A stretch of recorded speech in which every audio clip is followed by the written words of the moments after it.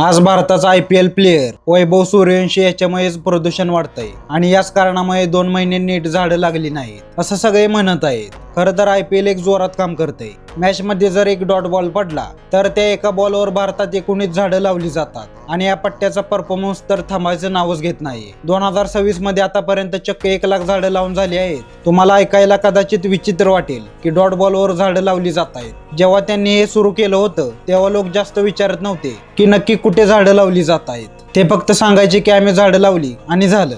ना काही GPS ना ट्रॅकिंग, कोणतं झाड कुठे लावलंय काहीच पत्ता नसायचा। पण जेव्हा जनता भडकली आणि विचारायला लागली की अरे सांगा तर खरं कुठे आहेत झाडं, तेव्हा त्यांनी एक पेज बनवलं आणि त्यावर खूप सारे व्हिडिओ अपलोड केले। तेव्हा कुठे समजलं की हे लोक प्रत्येक झाडाचं ट्रॅकिंग ठेवतात की ते नक्की कुठे लावलंय। आता IPL ची एका वर्षांची कमाई 12,000 कोटी रुपये आहे आणि हे झाड लावण्याचं सगळं काम 100 कोटी मध्ये होऊन जातं आणि हे झाडाचं सगळं काम टाटा कंपनी करते।